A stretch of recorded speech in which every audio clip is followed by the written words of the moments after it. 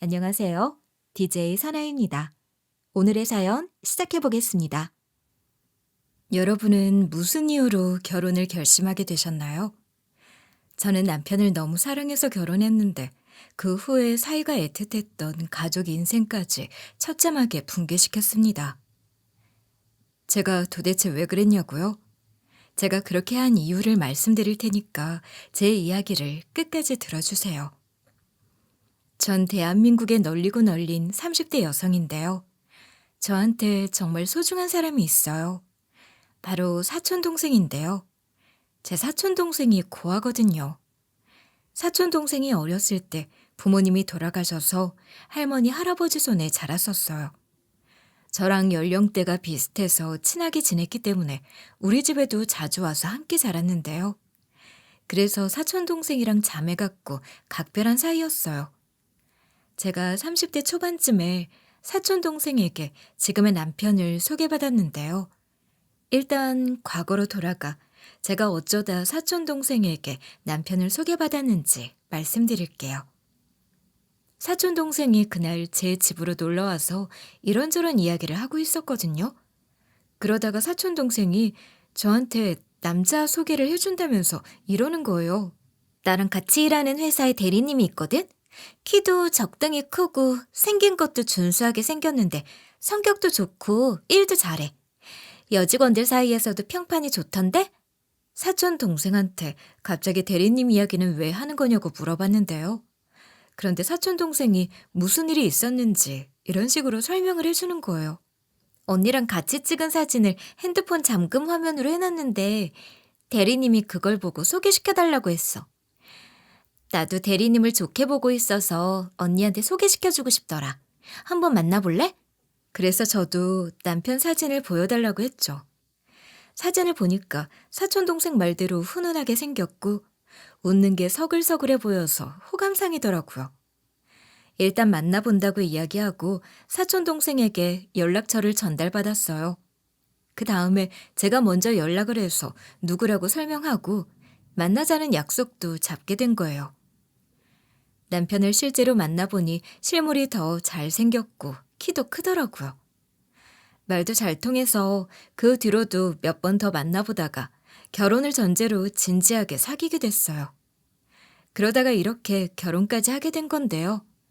남편과의 결혼 생활은 참 좋은데 한 가지 고민이 있다면 임신을 못하고 있는 거였어요. 저는 임신을 너무나도 간절히 원하고 있었는데요. 아이를 품에 안고 있는 상상을 하면 가슴이 따뜻해지고 상상만 해도 설렐 정도였어요. 하지만 남편에게 자녀 계획에 대한 이야기를 꺼낼 때마다 반응이 너무 차가웠어요. 마치 그런 이야기는 생각조차 해본 적 없다는 듯이 언제나 화제를 돌리려고 하거나 자리를 피하려고 하는 거예요. 그래서 제가 퇴근한 후에 용기를 내서 남편에게 이런 식으로 이야기를 꺼내봤어요. 여보, 우리 아기 가지면 어떨까? 나 이제 준비가 된 것 같아. 경제적으로 걸리는 것도 없어서 괜찮을 것 같은데 당신도 그렇게 생각하지 않아? 제가 조심스럽게 물어봤지만 남편은 여전히 같은 반응을 보였어요. 이번에도 남편이 머뭇거리다가 이렇게 대답하더라고요. 그 얘긴 나중에 하자. 지금은 바빠서 나중에 대화 나누게. 내가 지금 중요한 프로젝트가 있어서 밥만 먹고 바로 일해야 하거든. 저는 답답함에 속이 타들어가는 기분이 들었어요. 몇 번이고 같은 상황이 반복되고 있었기 때문에 남편이 진정으로 아기를 원하지 않는다는 생각이 들기 시작했죠. 그렇지만 직접적으로 묻기에는 두려움이 있었어요. 만약 남편이 정말로 아기를 원하지 않는다면 받아들이기 너무 힘들 것 같았거든요. 저는 아이를 너무 예뻐하고 임신이 하고 싶은데 남편이 비협조적이었죠. 그래서 제가 남편이 출근 안 하는 주말에 남편을 딱 붙들고 단도직입적으로 물어봤는데요. 여보, 나는 얼른 애 갖고 싶은데 당신은 애 갖기 싫어? 결혼 전에는 그런 말 없었어서 혹시나 하고 물어보는 거야. 제가 이러면서 오늘이 주말이고 시간도 많으니까 진지하게 대화 좀 나눠보자고 했어요. 그런데 남편이 손사래를 치면서 이러는 거예요.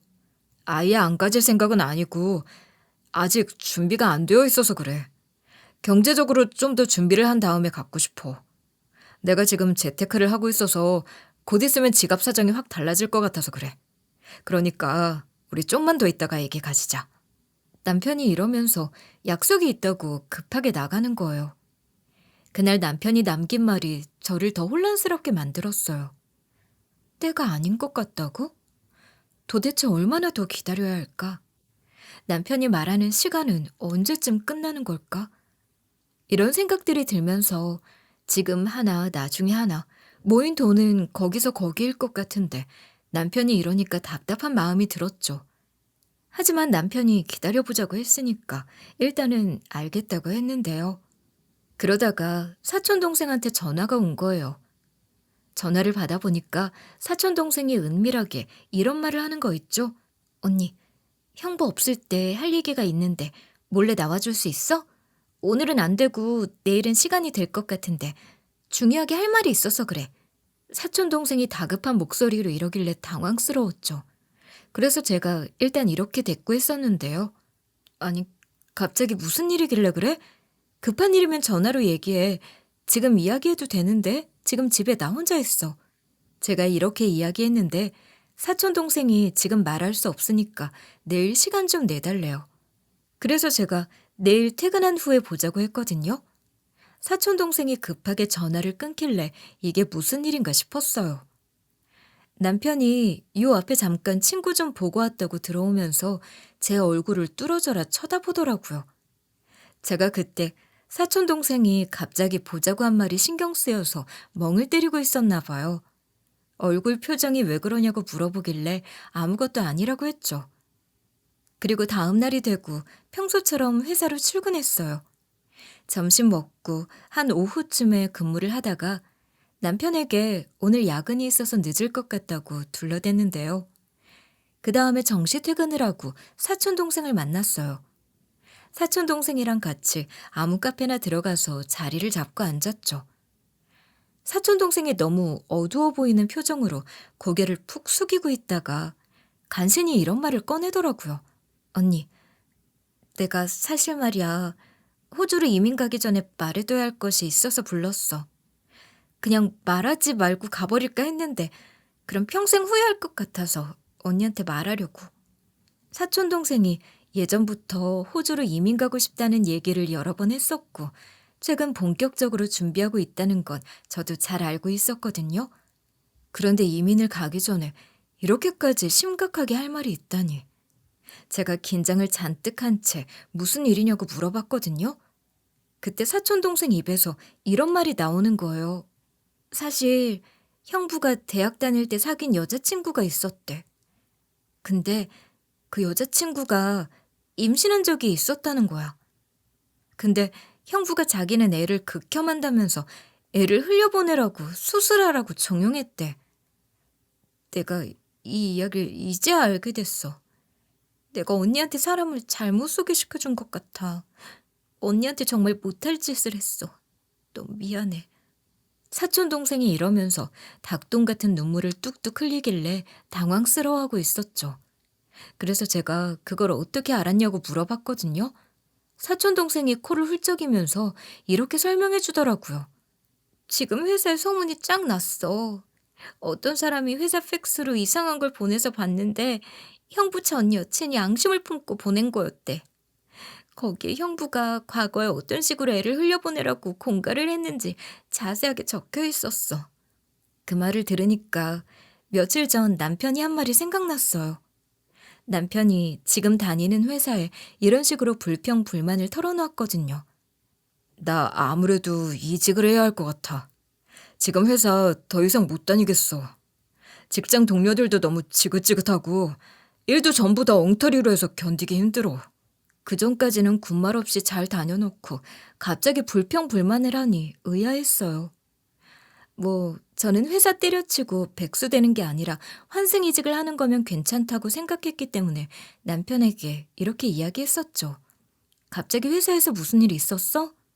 얼마 전까지만 해도 다닐만 하다고 했잖아. 알아서 해. 대신에 이직할 거면 지금 회사보다 연봉이 높은 곳이었으면 좋겠네. 남편이 이때 딱히 무슨 일이 있었다 설명을 안 해주더라고요. 그래서 그냥 남편이 어린애도 아니고 무슨 생각이 다 있겠거니 했었어요. 이런 일이 있었다는 게 머릿속을 스쳐 지나가고 나서 제가 사촌 동생에게 남편한테 팩스로 온 것에 대해 물어봤냐고 했거든요. 사촌 동생이 남편에게 물어봤는데 남편이 그때 이런 반응을 보였대요. 이거 다 모함이야. 전 여친이 날 잊지 못하고 집착하는 거야. 이거 거짓말하는 거라고. 처제, 내 말 알지? 처제는 나에 대해서 잘 알잖아. 내가 설마 그랬겠어? 남편이 이런 식으로 뭐라 쌀라쌀라 변명을 늘어놓았지만 사촌 동생이 믿지 않았대요. 제가 왜 믿지 않았냐고 물어보니까 사촌 동생이 이렇게 대답하더라고요. 내가 왜 믿지 않았냐면 형부가 지금까지 거친 말이라고는 단 한 번도 한 적이 없는 성격 좋은 대리님이라고 생각했거든. 근데 형부가 그 미친년이, 정신 나간 년이 이렇게 욕을 하면서 무시무시한 표정으로 퍼부는 거 보고 내가 생각했던 성격 좋은 대리님이 아니었다는 생각이 들었어. 일단 형부가 하는 말이나 행동을 보아하니 언니한테 말을 하면 가만 안 둘 것 같아서 내가 알겠다. 말 안 하겠다고 하고 형부를 안심시켰어. 그래서 고민하다가 말한 거야. 사촌 동생이 이러면서 제 손을 꼭 붙잡는 거예요. 그때 분위기가 정말 살벌했는지 저한테 이런 얘기를 했어요. 나 진짜 무서워서 말 안 하려고 했는데 언니니까 말한 거니까 형부한테는 티내면 안 돼? 언니가 조금이라도 화내는 순간 형부가 내가 말한 거 다 알 거야. 그러니까 제발 알겠지? 제가 남편에게 말한 순간 사촌 동생이 말한 거라고 알게 될 거 아니에요. 사촌 동생이 이런 식으로 간절하게 부탁을 하더라고요. 지금 다니는 회사 사람들과 너무 친해졌고 업무적인 부분도 잘 맞아. 이민 가기 전까지는 잘 다니고 싶어. 이제 곧 이민 갈 거니까 이민 간 다음에 이야기해주라. 어? 사촌 동생이 이러길래 당연히 알겠다고 대답했죠. 사촌 동생이랑 헤어지면서도 절대 티내지 않을 거니까 걱정하지 말라고 했어요. 그 뒤로 사촌 동생 말대로 남편한테는 말을 안 하고 있었는데요. 안 그래도 제가 아이를 원하고 있는데도 남편이 임신에 비협조적이었다고 했잖아요. 피임도 열심히 하고 어떨 때는 각방도 썼어요. 남편이 이럴수록 의심이 싹 트니까 제가 남편한테 점점 히스테릭해졌죠. 남편이 TV를 보다가 애기들이 나오니까 귀엽다고 하는 거예요.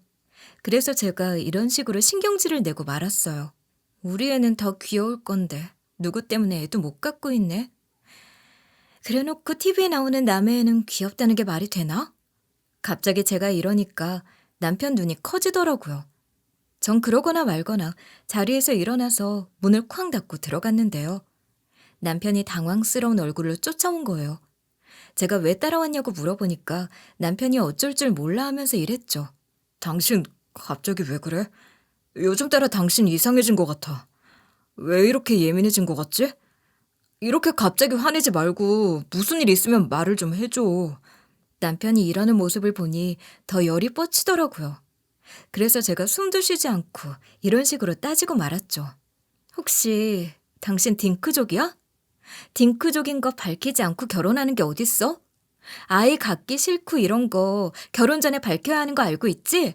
제가 이러면서 남편에게 솔직하게 다 털어놓으라고 했거든요. 남편이 바로 고개를 저으면서 이런 식으로 부정을 하는 거예요. 여보, 지금 무슨 소리 하는 거야? 나 딩크족 아니야. 당신이랑 애 가질 생각 있어. 우리 결혼하기 전에 애 몇 명 낳고 기를 건지도 이야기 나누고 그랬잖아. 남편이 이러면서 갑자기 이런 말을 들으니까 황당하다고 하더라고요. 그 말을 들은 순간 얼척이 없어져서 제가 이렇게 따지고 들었어요. 그럼 딩크족이 아닌데 애를 못 가질 이유가 뭐가 있어? 지금이라도 당신 생각이 이렇게 바뀌었다고 이야기해. 숨기고 있던 것들 전부 다 드러내면 봐줄게. 남편이 진정하라고 하는데 끝까지 애 가지자. 지금이라도 가지자고 말은 안 해서 열이 받았어요. 결국 남편이랑 대화하기 싫다고 하고 집을 나와버렸는데요. 물론 아예 나온 건 아니고 주변을 배회하다가 화가 가라앉은 다음에 다시 들어갔어요. 집에 들어오니까 남편이 어디 갔다 왔냐고, 왜 전화를 안 받았냐고 하더라고요. 그래서 제가 남편을 노려보면서 이런 식으로 쏘아붙였어요. 당신이 내 입장이 돼봐. 퍽이나 전화 받고 싶겠다. 내가 그렇게 애가지자 노래를 부르는데 당신은 나 계속 피하고 있잖아. 제가 이렇게 화내기 무섭게 제 전화가 울리더라고요. 핸드폰을 확인해 보니까 시모한테 전화가 온 거예요. 전화를 받아보니까 시모가 저한테 이렇게 성질을 내셨어요. 네가 뭔데 우리 아들한테 짜증을 내니? 어? 애 가지고 싶어서 안 달랐어? 아들이 준비가 되면 가지자고 하잖아. 네 같은 게 어디서 우리 아들한테 발광을 하는 거야? 어머님이 이러시면서 상스러운 욕을 하시는 거예요. 제가 얼떨결에 스피커폰으로 받게 돼서 남편이 그 소리를 전부 다 듣게 됐죠. 안 그래도 남편이랑 임신 문제 때문에 열받은 상태였잖아요. 시모가 이러니까 가라앉았던 화가 바로 솟구쳐 올랐어요. 그래서 제가 그때 이런 식으로 윽박지르고 말았는데요. 어머님 이런 분인 줄 몰랐는데 어쩜 이러실 수 있으세요? 이거 전부 다 자동 녹음되니까 말 조심하세요. 이렇게 막말하는 거 전부 다 이혼 사유에 해당돼요. 이 정도면 충분히 고소할 수 있고 위자료감이라고요. 저도 막무가내로 구는 며느리는 아니었지만 시모한테 처음으로 쌍욕을 들으니까 정신이 나갔던 거예요. 근데 남편이 그 말을 듣고 얼굴이 새하얗게 질리더라고요. 제 손에서 바로 핸드폰을 채가더니 전화를 확 끊어버렸어요. 제가 뭐 하는 짓이냐고 호통치니까 일단 진정해 보래요. 그러면서 남편이 이렇게 하소연을 했어요. 제발 오해하지 말고 내 말 좀 들어봐. 나도 아이를 갖기 싫은 건 절대 아니야. 화만 내지 말고 한 번만 내 이야기를 좀 들어줘. 내 이야기 듣고도 마음이 바뀌지 않는다면 당신이 원하는 대로 지금 당장 아이를 가질 준비를 해도 괜찮아. 남편이 이렇게까지 말하니 저도 어디 한번 들어보자 싶었죠. 남편이 아이를 미룬 이유는 이랬어요. 남편이 저한테 이직 준비한다고 말했을 때 있잖아요. 그때보다 훨씬 전부터 다른 회사로 갈 계획이 있었대요. 남편이 저랑 이제 막 결혼했던 시기부터 이직을 할까 고민 중이었다고 하더라고요. 하지만 남편이 가고 싶어 했던 회사들을 지원했다가 떨어지니까 좀 더 준비한 다음에 이직을 준비하자 싶었대요. 그러던 중 최근에 아는 형님 소개로 한 회사 사장을 만나게 됐는데 그 회사 사장이 자기를 좋게 봐서 우리 회사랑 같이 일해볼 생각이 없냐고 했다는 거예요. 사장이 만약 우리 회사에 들어오게 되면 중책을 맡게 될 거라고 했대요. 사장이 남편한테 과장급 직책을 줄 생각이었고 한 프로젝트의 담당자 직급을 줄 거래요. 그런데 그 프로젝트가 회사의 운영에 큰 영향을 끼치는 중요한 프로젝트라고 했죠. 남편이 회사 사장이 가져온 프로젝트 보고서를 보고 이거야말로 자기가 원하는 일이라는 느낌이 들었대요. 그래서 고민 끝에 이 회사로 이직을 결심하게 되었다고 하더라고요. 그리고 이직한 후에 회사에서 어느 정도 자리를 잡은 다음에 저한테 아이를 가질 준비를 해보자고 말하고 싶었대요. 아이를 가지면 신경 써야 할 것이 많은데 이직 준비와 새로운 회사에서 자리 잡는 것에만 집중하고 싶었다는 거예요. 하지만 여전히 의심이 풀리지 않아서 제가 이렇게 질문했었는데요. 왜 이런 자세한 사정들을 다 말해주지 않았어? 미리 말만 해줬으면 내가 이렇게까지 뭐라 할 일이 없었잖아. 당신 도대체 무슨 생각이었던 거야? 제가 이러면서 남편이 거짓말을 하나 안 하나 주의 깊게 살펴봤어요. 그런데 남편이 한숨을 푹 내쉬면서 이렇게 답하는 거예요. 확정될 때까지는 말하고 싶지 않았어. 이직을 준비하고 있다고 한들 그게 내 맘대로 되는 것도 아니니까 거취가 정해지면 그때 자녀 계획에 대해 말하고 싶었지. 이번 주말에 같이 좋은 데 가서 식사라도 하려고 했다고. 이직할 회사가 결정되었다고 말한 다음에 같이 축하할 예정이었어. 근데 당신이 이 정도로 힘들어하고 있는지 몰랐지. 계속해서 힘든 티를 내고 남편에게 계속 임신, 출산 이야기를 꺼냈는데 모르고 있었다니. 뭔가 납득이 가지 않아서 제가 남편에게 이런 질문도 해봤는데요. 도대체 무슨 회사에서 스카우트 제안이 왔길래 그래? 당신이 말한 회사가 어떤 회사인지 보여줄 수 있어? 지금 다니는 회사보다 좋은 회사야? 제가 이러니까 남편이 인터넷으로 그 회사에 관련된 정보들을 다 보여주더라고요. 보니까 무슨 기업 상도 받았고 매출 대비 순이익도 높은 회사라는 설명도 있고 기업 자체는 괜찮아 보였어요. 그제야 제가 남편 말을 믿게 되었죠.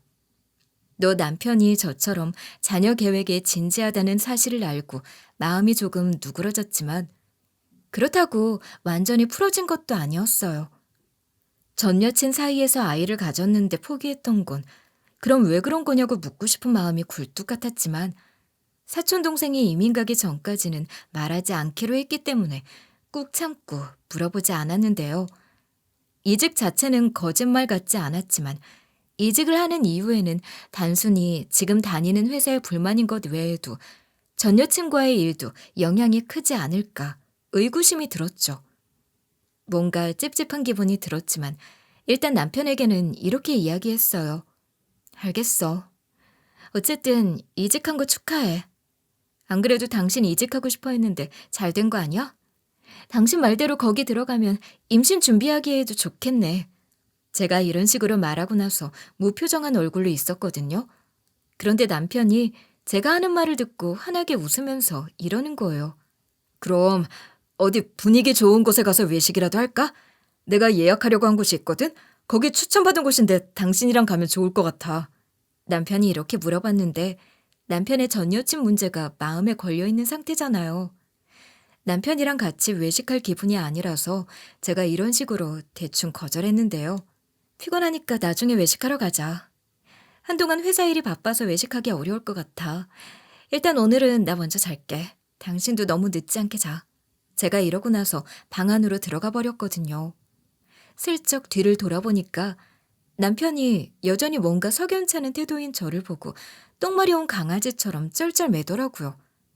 하지만 이런 제 태도도 며칠 뒤에 변하게 됐어요. 사촌동생한테 전화가 왔었거든요. 자기를 비롯한 회사 사람들이 남편에 대해 큰 오해를 했던 것 같대요. 남편의 전 여친이 회사까지 찾아와서 난동을 부렸다는 거예요. 근데 남편이 전 여친을 보고 크게 화를 내면서 이렇게 말했다고 하더라고요. 내가 네 애를 책임지려고 안 했던 건 네가 바람 피운 전적이 있었기 때문이지. 네가 임신했다고 말하기 2달 전에 나한테 바람 피운 거 들켰다가 용서받았던 거 기억 안 나? 근데 갑자기 임신이 됐다고 하면 내 애인지 의심 가는 거 정상 아니야? 내가 무조건 책임 안 진다고 한 것도 아니고 내 애 낳고 나서 친자 검사한 다음에 내 애가 맞으면 그때 결혼하자고 했잖아. 근데 넌 날 쓰레기 취급하면서 이상한 놈으로 몰아가더라? 그리고 결국엔 나중에 나보고 아이 포기하는 수술할 돈 요구해놓고 이제 와서 내가 공갈한 것처럼 말하는 거야? 너 나 말고 다른 남자한테 가서도 똑같은 짓 한 거 알고 있어.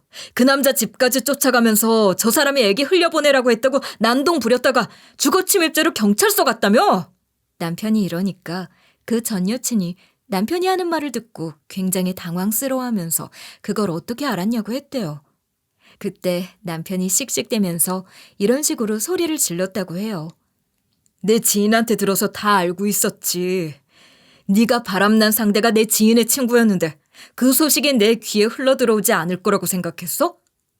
남자들한테 돌아가면서 정신 나간 짓 하지 말고 꺼져. 안 그럼 나도 신고한다.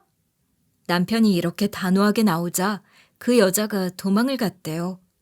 사촌동생이 그 장면을 목격하고 자기가 남편을 오해했었다는 걸 깨닫고 남편한테 사과했대요. 남편이 전 여친한테 무작정 쓰레기짓을 하며 애를 포기하라고 종용한 건 줄 알았는데 남편 나름대로 사정이 있었던 거죠. 그 이야기를 듣자 저 또한 남편을 이해하게 됐고 완전히 마음이 풀어졌어요. 그리고 오히려 그 이후로는 남편이랑 사이가 더 좋아지게 됐는데요. 남편이 그 뒤로 다른 직원한테 인수인계를 하고 바로 쉬는 기간 없이 새 회사로 이직했어요. 이직한 지 한 달쯤 지났을까요? 출장이 잡혔다고 하더라고요. 그 말을 들은 순간 제가 이런 식으로 투덜거렸었거든요. 회사 들어간 지 얼마 안 된 사람한테 벌써 출장을 보내? 진짜 너무한 거 아니야? 거기는 당신밖에 일하는 사람이 없대? 저는 짐을 싸면서도 걱정스러운 표정을 감출 수 없었어요. 남편이 벌써부터 무리하는 게 아닌가 하는 생각이 머릿속을 떠나지 않았거든요. 그러니까 남편이 제 팔을 토닥이면서 이렇게 대답해 주더라고요. 이 회사 들어올 때부터 이 정도 바쁜 건 이미 각오하고 있었어. 그리고 이번이 내게 중요한 기회일 수도 있으니까 너무 걱정하지 마. 잘 다녀올게. 그래서 제가 짐 바리바리 싸주고 배웅까지 해줬죠. 남편을 출장 보낸 다음 날, 저는 여느 때처럼 일어나서 하루를 시작했어요. 아침을 먹고 나서 출근을 하려고 하는데 갑자기 전화벨 울리는 소리가 들리더라고요. 모르는 번호였지만 별 생각 없이 받았어요. 그런데 경찰한테 연락이 온 거예요. 남편이 교통사고가 나서 죽었대요. 정신없이 장례 준비하고 장례식에선 쉴 새 없이 오열하다가 실신을 했어요. 실신해서 쓰러져 있다가 눈을 뜨니 친정엄마가 걱정스러운 눈으로 절 쳐다보고 있더라고요. 그래서 제가 정신을 차리고 화장실에 다녀오겠다고 했어요. 화장실 칸 안에 들어가 있는데 남편 생각에 또 눈물이 나는 거예요. 소리 없이 울고 있었는데 웬 남자들 목소리가 들리더라고요. 불사, 남자 화장실에 들어온 걸 그제서야 눈치챘죠. 참 바보 같죠? 남자 화장실에 들어오면 소변기도 있었을 텐데 정신을 못 차리고 멍 때리느라 소변기를 보고도 지나쳤었나 봐요. 근데 재준이 어쩌고 하는 대화 내용이나 익숙한 목소리를 들어보니 남편 친구들인 것 같았어요. 그런데 제가 그때 뜻밖의 이야기를 듣게 된 거예요. 재준이는 죽었는데 유라 씨는 살아있다며? 재수 씨만 불쌍하네. 우리가 제발 그만하라고 이야기했는데도 재준이가 그러더니 벌 받은 거지 뭐. 여기서 재준이는 남편 이름이고 유라는 사촌동생 이름이거든요. 그래서 제가 속으로 이런 생각을 할 수밖에 없었어요. 유라? 아니, 방금 유라라고 했어? 저는 남편 친구들의 대화를 귀로 똑똑히 듣고 무슨 말을 하고 있는지 아는데도 사촌동생 이름이 지금 왜 나오는 건지 이해가 가지 않았죠. 사촌동생과 남편, 그리고 남편 친구들이 서로 알고 있긴 했어요. 사촌동생이 이민 갈 때 쓸 돈을 마련하려고 투잡을 뛰려고 했었는데 그때 남편이 남편 친구들을 소개시켜줬었거든요. 남편 친구들이 서로 동업해서 회사를 차렸는데 주말에 일할 사람이 필요하다고 해서 사촌동생이 남편 친구 회사에서 일했었어요. 지금 유라가 살아있다는 얘기를 왜 하는 거지? 유라는 지금 이민 준비로 호주에 왔다 갔다 하고 있는데 이런 생각을 하면서 혼란스러워하고 있는데 남편 친구들이 계속해서 이야기를 하는 거예요. 그리고 저는 기겁할 내용을 들은 다음에 입을 틀어막게 됐죠. 알고 보니 남편과 제 사촌동생이 서로 바람을 피고 있었던 거예요. 저에게 남편을 소개시켜준 사촌동생이 그전에도 남편과 상사와 부하 직원으로 잘 알고 지냈던 사이였잖아요. 저랑 남편이 결혼하게 된 후에 남편과 사촌동생이 더 친해져서 둘이 사적으로 만나는 일이 잦아졌대요. 남편 친구들이랑 남편이 만나서 술 한잔 하고 있었는데 갑자기 사촌동생한테 전화가 왔다는 거예요. 사촌동생이 때마침 그 근처에서 술을 먹고 있어서 합석을 하게 됐대요. 근데 남편이랑 사촌동생이 사이가 친해 보여서 남편 친구가 이런 식으로 물어봤대요. 뭐야, 두 분이서 그렇게 친한 줄 몰랐네요. 둘이 자주 보나 봐요. 신혼부부가 밖에 나갈 일이 있나? 서로 도와주기 바쁠 텐데. 친구가 뭔가 쎄함을 느껴서 이런 식으로 떠봤다고 하더라고요. 그러니까 그 당시에 남편이 이렇게 이야기했다는 거예요. 에이, 둘이서 자주 보는 건 아니고 와이프랑 같이 셋이서 자주 봐. 와이프랑 사촌동생이랑 정말 친하거든. 거의 자매 사이야. 남편이 이랬다고 하는데 순 거짓말이었어요. 셋이서 보는 건 어쩌다 한 번씩 봤지 자주 보면서 셋이서 절친하게 다니지는 않았거든요.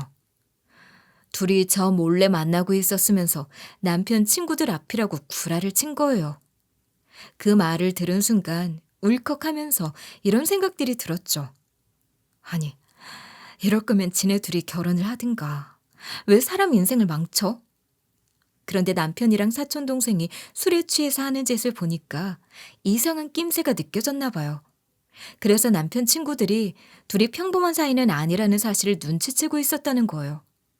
친구분들이 한 명씩 느낌이 쎄했다면서 이렇게 한마디씩 거들더라고요. 아니, 그 뒤로 술도 적당히 마시면서 둘이 하는 행동을 유심히 쳐다봤거든.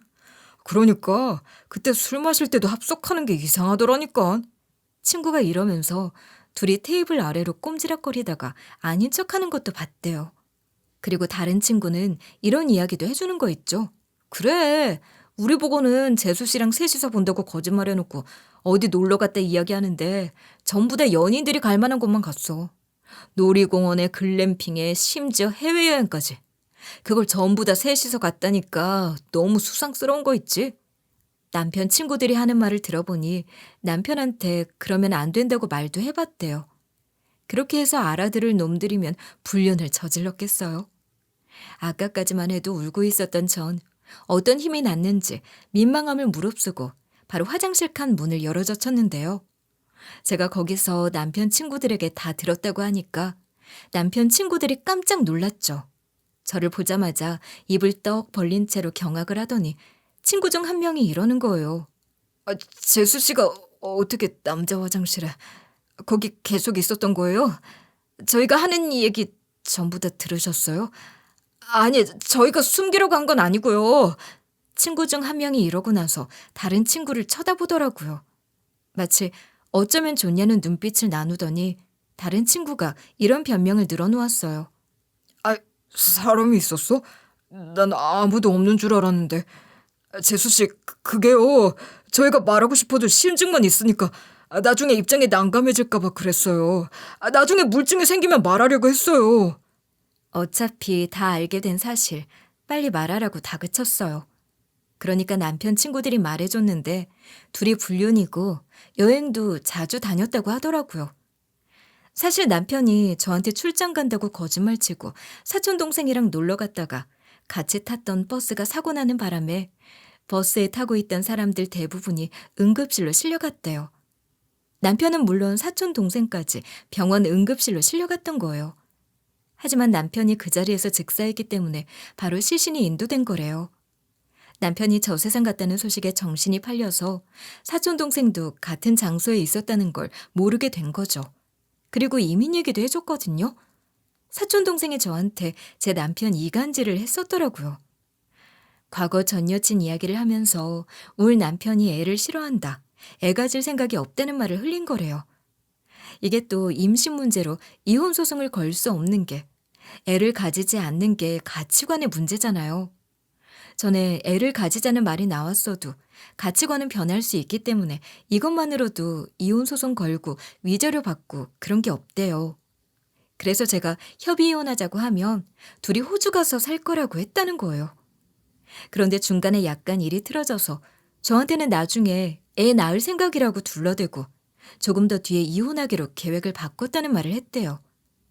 남편 친구들이 어떤 일 때문에 계획을 변경하게 되었는지까지는 몰랐지만 이것만 듣고도 충분히 저한테 못할 짓 한 거니 자기들끼리도 남편 보고 너 진짜 개차반이라고 욕을 했다는 거예요. 저만 모르고 남들은 다 아는 사실이었어요. 제가 진실을 전부 다 전해 듣고 울컥 눈물을 쏟아낼 듯 말 듯 하고 있으니까 남편 친구들이 이러더라고요. 사실 저희들도 이게 옳지 않은 일임을 알고 있었어요. 그래서 그동안 재수 씨한테 미안했고 재수 씨가 참 불쌍했어요. 저희가 도와줄 테니까 뭐든 말하세요. 그 자식이 바람피운 증거 전부 다 보내드릴까요? 제가 이 말을 듣고 보내달라고 고개를 끄덕였거든요. 그러니까 남편 친구들이 남편이랑 통화하면서 바람을 피우고 있다고 자백한 부분을 전부 다 보내줬어요. 문자 내역도 보내주고 남편이 사촌동생이랑 찍은 사진도 단톡방에 실수로 보냈나 봐요. 이 당시에 톡으로 보낸 걸 지울 수 있는 기능이 없을 때라서 다 가지고 있었다고 하더라고요. 그래서 두 연놈이 불륜을 하고 있었다는 증거를 수집할 수 있었어요. 그 다음에 제가 남편 폰을 막 뒤졌는데요. 남편이 저 세상 가기 직전에 최신 폰 쓰고 싶다고 멀쩡한 핸드폰을 놔두고 새 폰으로 바꿨었거든요.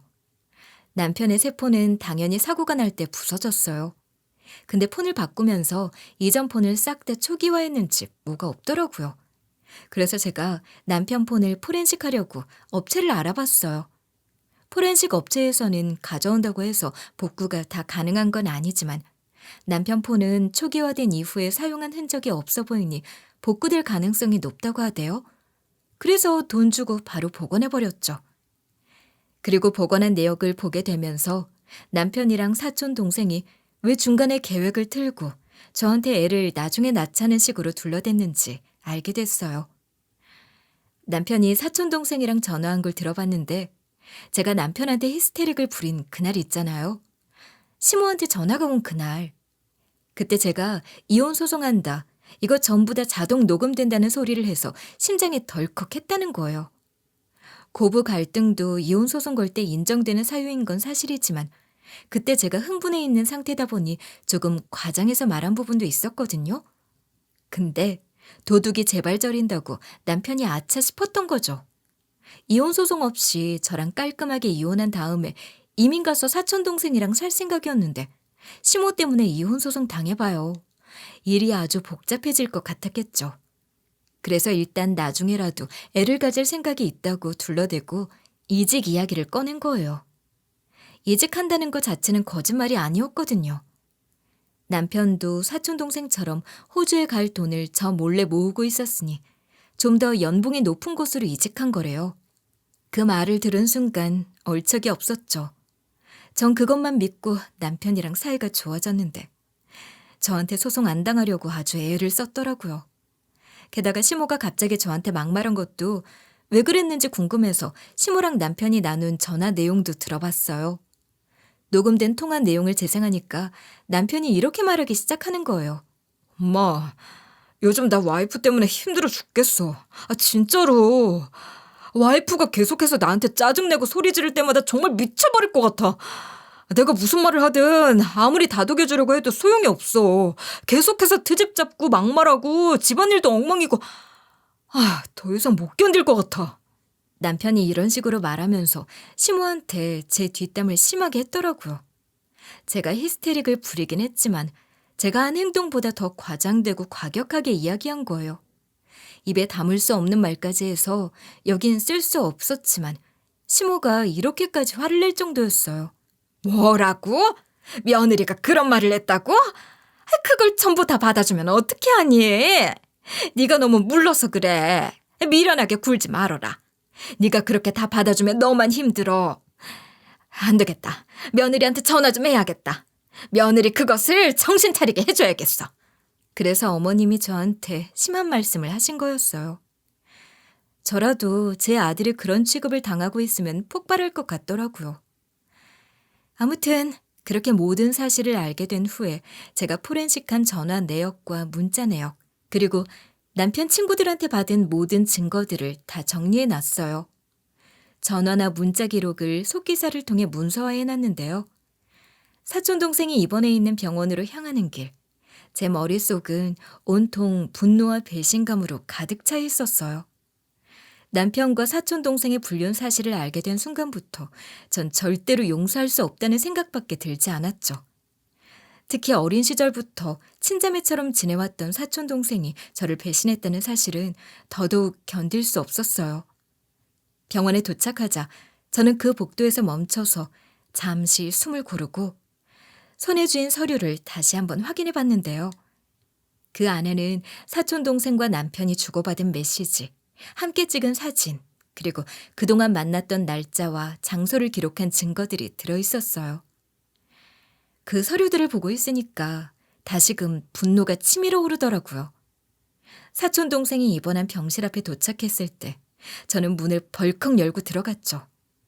사촌동생이 침대에 누워 창밖을 멍하니 바라보고 있는 거예요.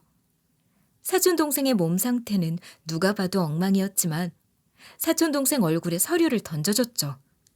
사촌동생이 피하지도 못하고 서류로 쳐맞았어요. 근데 사촌동생이 제가 상간녀 소송을 안 해도 너무 불쌍한 상태더라고요.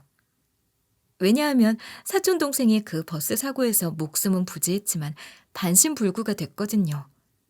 사촌동생이 망연자실한 표정으로 저한테 뭐하는 짓이냐고 소리도 못 지르고 있는 거예요. 그래서 제가 그것한테 이런 식으로 비아냥대고 말았어요. 너, 나 배신하고 우리 남편이랑 바람 피우다가 다리가 그렇게 됐다며? 이왕 불쌍한 신세가 된 거 상간녀 소송으로 아예 바닥까지 보내줄게. 제가 이런 말들을 하니까 사촌동생이 제가 던진 서류들을 쳐다보는 거예요. 그리고 나서 사촌동생이 사색이 된 채로 이렇게 빌기 시작했어요. 언니, 내가 미안해. 내가 잘못했으니까 이러지 말자. 언니한테 고소까지 당하면 이 몸으로 어떻게 혼자 살아가. 우리 친자매 같은 사이 아니야? 이런 허물까지 덮어주는 게 가족이라는 사이 아니냐고. 내 인생에서 딱 한 번밖에 없는 실수였어. 그러니까 제발 한 번만 살려주라. 사촌 동생이 이런 식으로 계속해서 말도 안 되는 말을 하더라고요. 그래서 제가 그 말을 싹 다 무시하고 이렇게 대꾸했어요. 다른 사람도 아니고 사촌한테 배신당한 건데 나보고 봐달라고? 용서해달라고 이러는 거야? 내가 너한테 던진 이 증거들로 상간녀 소송 걸 거니까 헛소리 하지 마. 퇴원하자마자 어떻게든 돈 벌어서 위자료 낼 생각이나 하고 있어. 사촌 동생에게 이렇게 독설을 퍼부은 후에 병원을 빠져나왔어요. 곧바로 변호사를 찾아가서 사촌 동생이랑 남편이 바람 피운 사실을 전부 다 이야기했죠. 변호사님께 드릴 서류도 따로 챙겨왔어서 그걸 드리면서 하루빨리 참교육을 해주고 싶다고 했는데요. 며칠 후 변호사로부터 소송이 공식적으로 접수되었다는 연락을 받았어요. 이제 사촌동생이 어떤 반응을 보일지 혹은 어떤 변명을 할지 상상조차 할 수 없었지만 저는 그것에 신경 쓰지 않기로 했죠. 중요한 것은 이제 제가 사촌동생에게서 법적인 책임을 묻고 있다는 사실이었어요. 사촌동생이 저지른 잘못에 대한 대가를 치르게 하는 것이 제가 할 수 있는 마지막 복수라고 생각했는데요. 그렇게 소송이 진행되던 와중에 사촌동생한테 전화가 온 거예요. 그냥 무시해버릴까 하다가 사촌동생이 얼마나 망했나 사촌동생 꼬라지를 들어보려고 전화를 받았어요. 전화를 받아보니까 사촌동생이 울면서 이러고 있더라고요. 언니, 제발 나 좀 용서해줘. 나 언니밖에 없단 말이야. 가족도 없어서 나 병간호해 줄 사람 없는 거 언니도 알고 있잖아. 나라에서 지원받기도 쉬운 것도 아니고 매번 용변 실수해서 간호사도 짜증내. 사촌동생이 이러면서 자기가 불쌍하지도 않냐고 하는데 전 당연히 개무시했죠. 근데 갈 때까지 간 사촌동생이 뭐라고 했게요? 지 본수도 모르고 이런 말을 짓거리고 있더라고요. 언니는 남편 유산도 받았으면서 왜 그렇게 째째하게 구는데? 진짜 애인은 난데 난 아무것도 못 받고 반신불구가 됐다고. 이런 식으로 발광을 하면서 질질 짜는 거예요. 그 통화 녹음본 그대로 상간녀 소송을 진행하면서 증거로 추가하게 됐죠.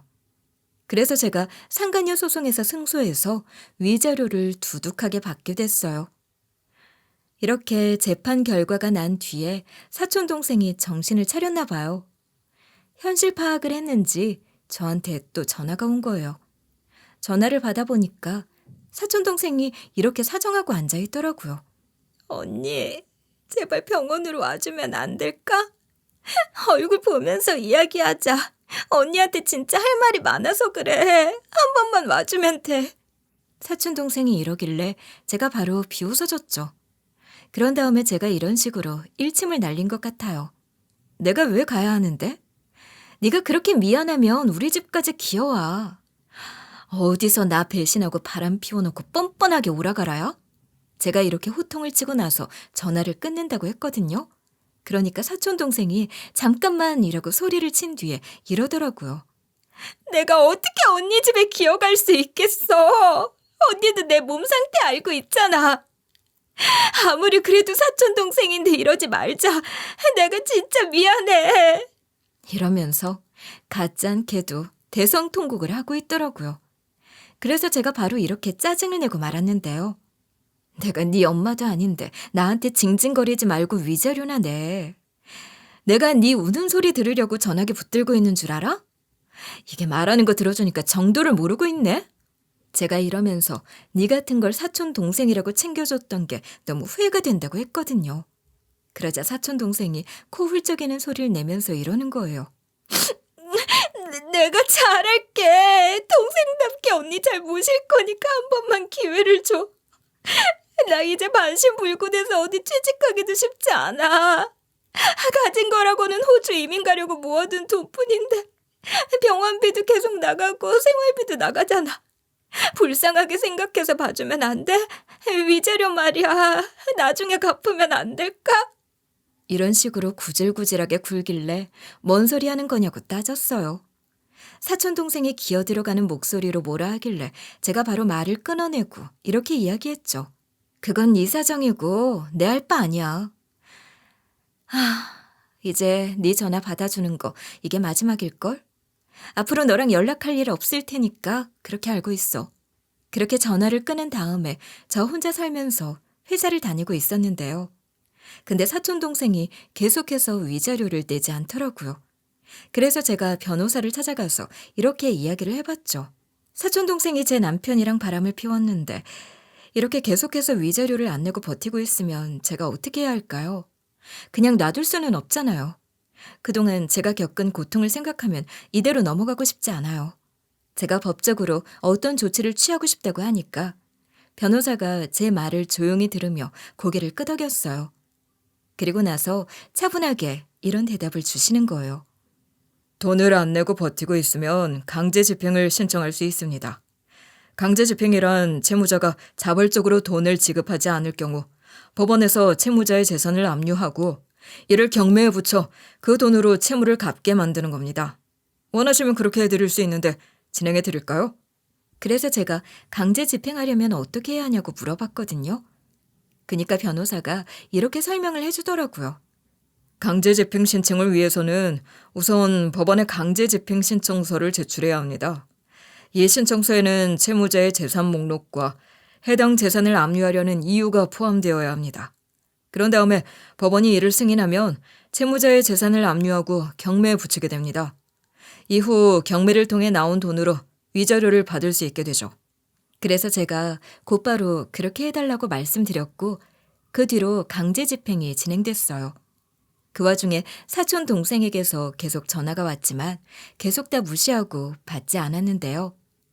그러다 결국 사촌 동생에게 그나마 있었던 돈들을 압류하게 된 거예요. 그걸로 위자료를 받아냈는데 사촌 동생이 이렇게 문자를 보내면서 하소연을 하고 있더라고요. 언니, 나 좀만 도와주면 안 될까? 경제적으로 너무 힘들어졌어. 나 이제 거지 된 거나 다름없다고. 간병할 사람 고용할 돈도 없고 정부 지원 받기도 너무 힘들어. 사촌 동생이 이런 식으로 호소하고 있는 게 너무 어이가 없는 거예요. 경증 장애인도 정부 지원을 받는데 심지어 반신불구된 사람이 정부 지원을 받기 힘들다고요? 그 문자를 보고 코웃음 쳤죠. 사실일 수도 있겠지만 그게 진짜라고 해도 그게 저랑 무슨 상관이겠어요? 지금은 그 문자 개무시하면서 제 인생 살고 있는 중이에요. 그러다가 이렇게 사연글을 보내보게 된 거예요. 배신이란 두터운 관계에 있는 사람에게서 신뢰라는 접착제를 떼어내는 거라고 하잖아요.